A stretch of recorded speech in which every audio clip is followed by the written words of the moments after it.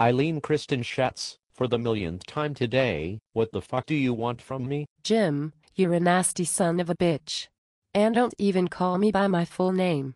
I cannot believe you insist on having me copulate with an orangutan and carry its baby to term. The thought will not exit my mind, and now I'm having chronic nightmares about it thanks to you. Get over yourself.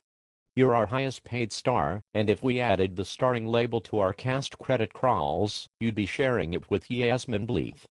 I can have you running around like crazy Delia, suffering mental setbacks, just because we're pushing your character into new dimensions. Don't tell me to get over myself. Randall Edwards called me last week and said she still is scarred from her gorilla storyline from back in '81. She cites it as the reason why she dropped out of acting and became a gynecologist. Who gives a flying fuck about her?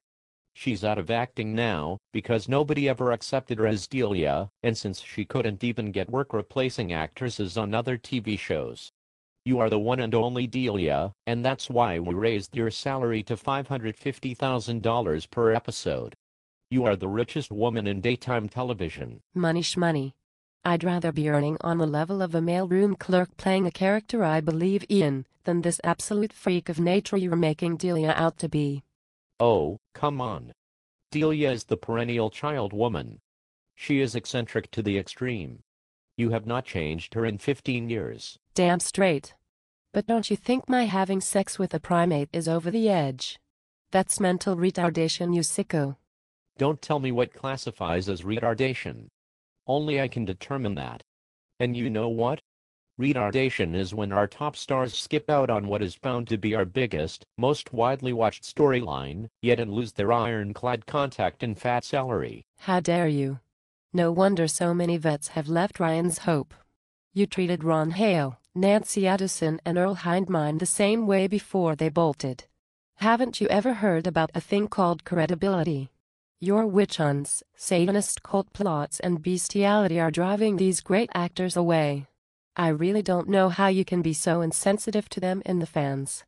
I'm not being insensitive. Ron, Nancy and Earl couldn't put up with the new age evolution of their characters, so I threatened to fire them all. The daytime soap world is becoming increasingly youth-oriented, and they all needed to follow suit or else our plan to be at the top would fail. Soaps aren't just for grannies and housewives anymore. Bernie Barrow was just the latest to contest that, and that's why we locked him out of the studio last week. I am still upset after last week. Don't even talk about it. I feel like I'm going to cry. No, I feel like I want to strangle you.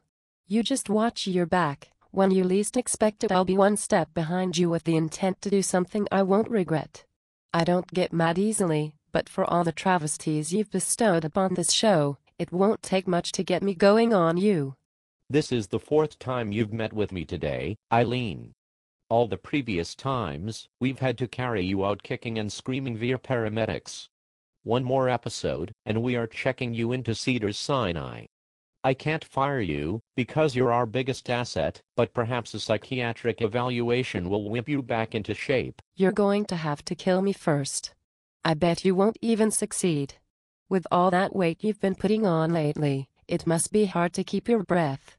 Look who's making weight comments. Miss, I was fired by Joseph Hardy in 1983, because there was too much Delia filling the screen. And I don't mean she was becoming the major focus of the show, I mean she was literally taking up the entire screen. He hired me back in '86, dimwit. That's beside the point. No, it's not. Yes, it is. Listen, jerk Reilly. I can take you down any day of the week. Delia has always got in her way, and so can Ilene. So, as the highest paid star of Ryan's Hope, this is my demand. Oh God, why do I feel a Farrah Fawcett / Lonnie Anderson / Suzanne Summers moment coming on? What do you want, Ilene? An extra 100 grand a year? An upgrade from a town car limo to a Bentley? Your own penthouse apartment above ABC Television Center? Something even better for the sake of the viewers. A week as head writer, so I can hone my writing chops and show you how to run this series. I don't know, I will have to think about that. Megan is due for another Demeril and Valium shot, so we can execute your next big romance following your separation from Roger. Did you say Demeril and Valium? Yes, it helps Megan relax, so she can get her creative juices flowing. Oh really? Her juices must be overflowing now that you've made me a banishment to the community, killed Johnny, and set up Roger with that ice princess Elsie Mae Kramholtz. Yes, Megan has been with the James E. Reilly mentality for some time now. I'm very proud of her.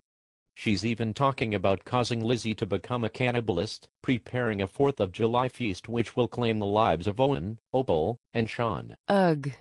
Shut up. I can't listen to your harebrained ideas anymore. Anyhow, if I get to write for a week, I'm going to give Delia the perfect new romance. A suave, debonair Danish man who will take Delia farther away and richer than Matthew Crane ever did. You'll never believe who's available for the role. Anders Hove. Isn't he the guy with the accent, who does those I can't believe it's not butter commercials? Yes. See, Reilly. Just give me one measly week. I'ma take you to school and show you what RH needs to be. You said we were supposed to be #1 by now. Well buddy, time's already passed. We're heading into the crapper and something needs to be done. And fast.